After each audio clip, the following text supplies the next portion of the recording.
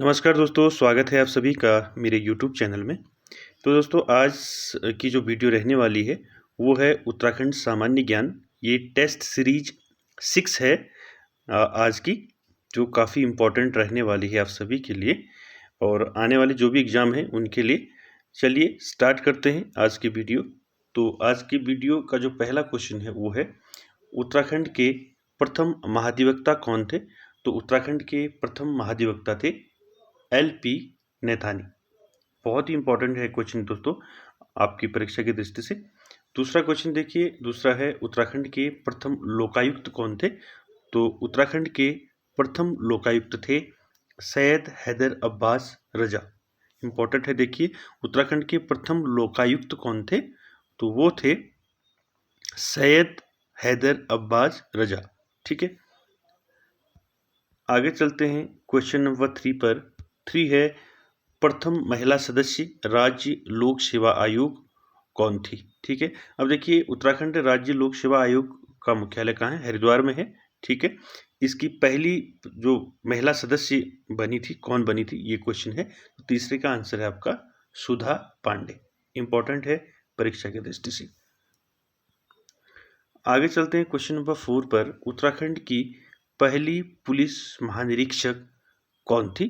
तो कौन थी देखिए, उत्तराखंड की पहली महिला जो है पहली पुलिस महानिरीक्षक कौन थी? तो देखिए 4 वाले का आंसर क्या रहेगा? कंचन चौधरी भट्टाचार्य। ठीक है, पहली पुलिस महानिदेशक या पहली पुलिस महानिरीक्षक, ठीक है, दोनों एक ही चीज है। तो कंचन चौधरी भट्टाचार्य।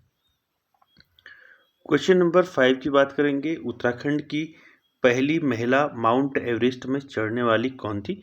यानी कि पहली महिला जो माउंट एवरेस्ट पर चढ़ी थी उत्तराखंड की, तो वो कौन थी? तो वो थी बछेंद्री पाल। ठीक है, इंपॉर्टेंट है। क्वेश्चन नंबर 6 है, उत्तराखंड में प्रथम स्वर्ण पदक विजेता एशियाड 1962 मुक्केबाजी में कौन थे? यानी कि उत्तराखंड से प्रथम स्वर्ण पदक विजेता जो है एशियाड में 1962 में मुक्केबाजी में कौन थे, बताना है आपने। तो 6 का आंसर रहेगा कौन थे? पद्म बहादुर मल। ठीक है, इंपॉर्टेंट है, ख वाला आपका राइट रहेगा।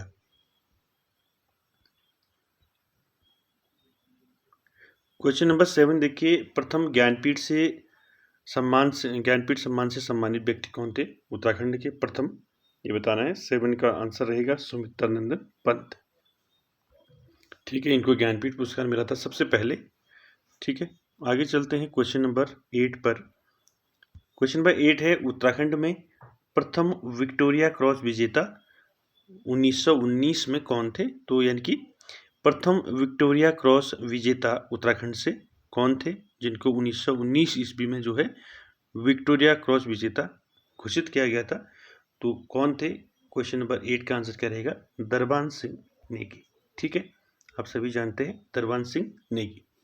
नेक्स्ट देखिए 9, प्रथम परमवीर चक्र विजेता कौन थे? तो उत्तराखंड से प्रथम परमवीर चक्र विजेता थे मेजर सोमनाथ शर्मा।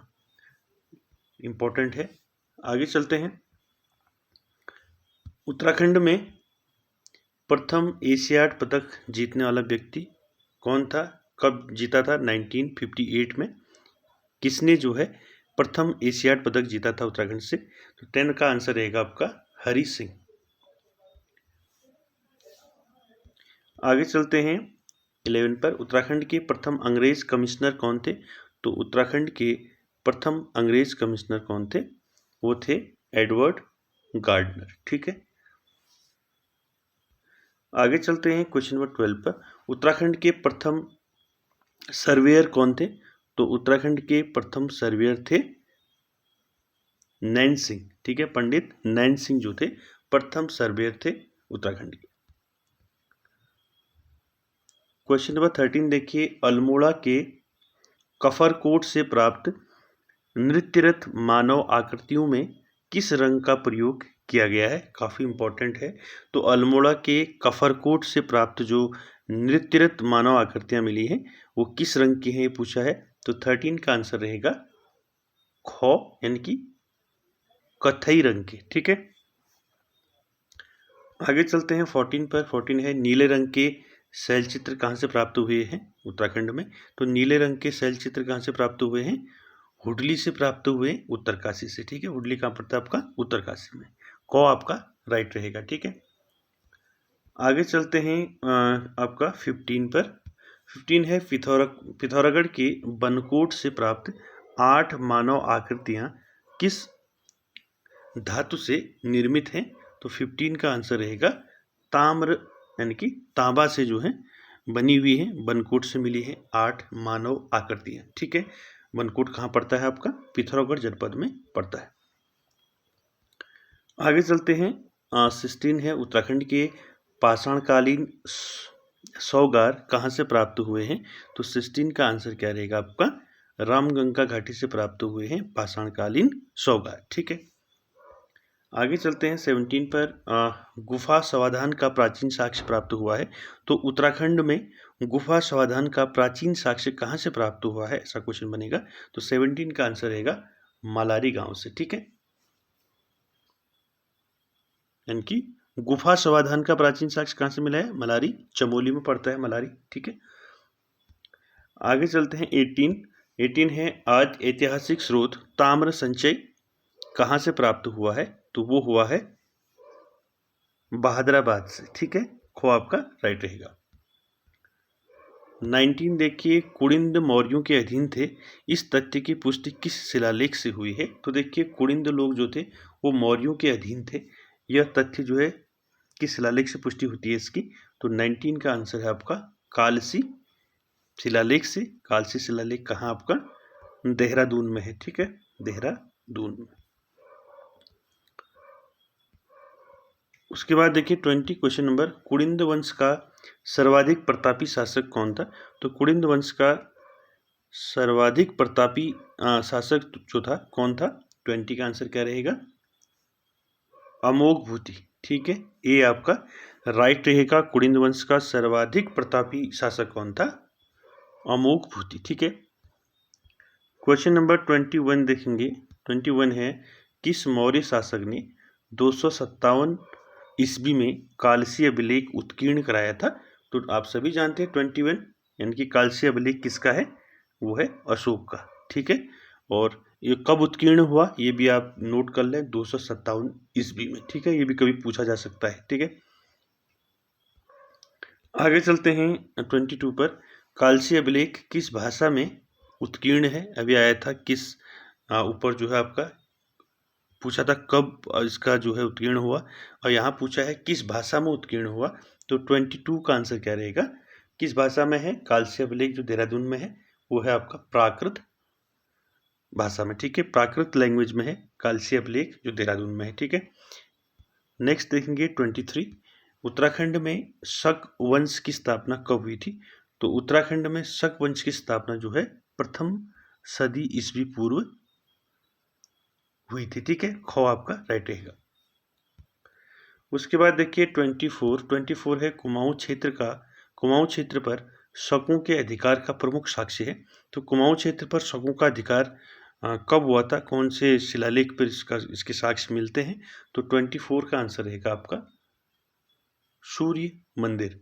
ठीक है, 24 का गौ रहेगा सूर्य मंदिर। तो कुमाऊं क्षेत्र में शकों का अधिकार जो हुआ था उसका प्रथम जो साक्ष्य मिलता है वो मिलता है सूर्य मंदिर जो कटारमल अल्मोड़ी में स्थित है। आगे चलते हैं, कुषाणकालीन ताम्र मुद्राएं कहाँ से प्राप्त हुई थी? तो कुषाणकालीन ताम्र मुद्राएं जो हैं कहाँ से प्राप्त हुई हैं? 25 का आंसर रहेगा वीरभद्र से। ठीक है, वीरभद्र का है आपका ऋषिकेश। ठीक है, आगे चलते हैं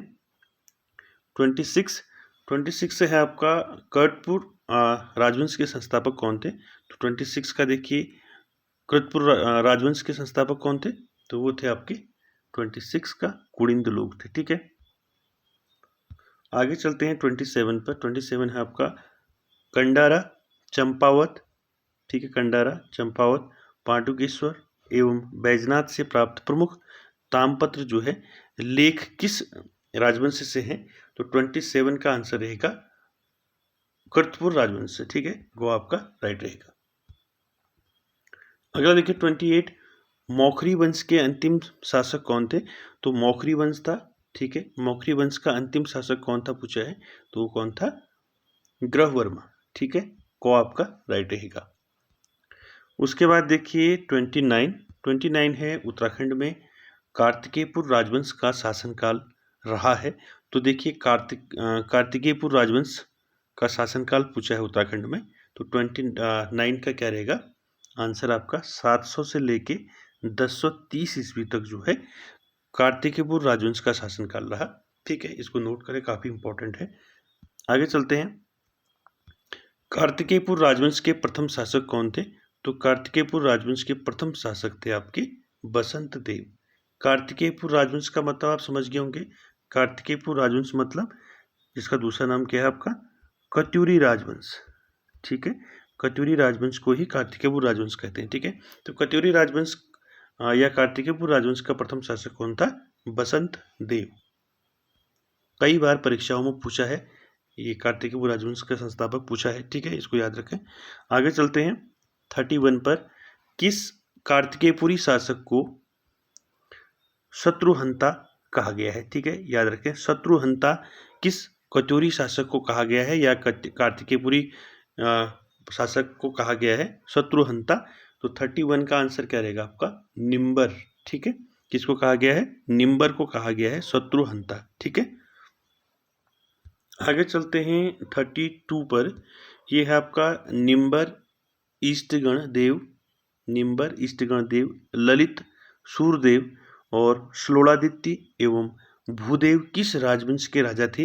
ये राजाओं के नाम दिए हैं, निम्बर ईष्टगण देव, ललित सूरदेव और श्लोणादित्य एवं भूदेव किस राजवंश के शासक थे, ये थे आपके कार्तिकेयपुर राजवंश के शासक थे, यानी कि कत्यूरी वंश के शासक हैं ये, ठीक है। कत्यूरी राजवंश के शासक हैं आपका निम्बर ईष्टगण देव, ललित सूरदेव और श्लोणादित्य और भूदेव, ठीक है। आगे चलते हैं 33 पर।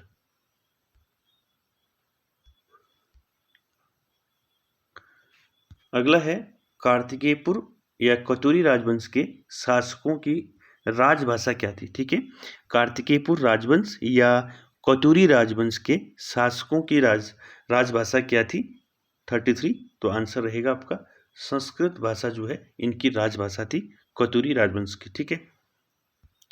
34 देखिए, 34 है किस राजवंश के शासनकाल को वास्तुकला तथा मूर्तिकला क्षेत्र में उत्तराखंड का स्वर्ण काल कहा जाता है। तो देखिए काफी इंपॉर्टेंट क्वेश्चन है, किस राजवंश के शासनकाल को वास्तुकला मूर्तिकला के क्षेत्र में उत्तराखंड का स्वर्ण काल कहा जाता है। तो 34 का आंसर क्या रहेगा आपका, देखिए 34 का आंसर रहेगा आपका कार्तिकेयपुर राजवंश, ठीक है। उत्तराखंड का स्वर्णकाल कहा जाता है कत्यूरी राजवंश को। 35 देखिए, कत्यूरी राजवंश के संस्थापक कौन थे, तो कत्यूरी राजवंश के संस्थापक कौन थे ये बताना है 35। तो 35 आपका इसमें खो दिया है वासुदेव, ठीक है। तो यहाँ पर आपका आंसर होगा कत्यूरी राजवंश का संस्थापक कौन था, बसंत देव, ठीक है। अब ऑप्शन में आपका वासुदेव दिया है तो आप वासुदेव ही करेंगे, ठीक है।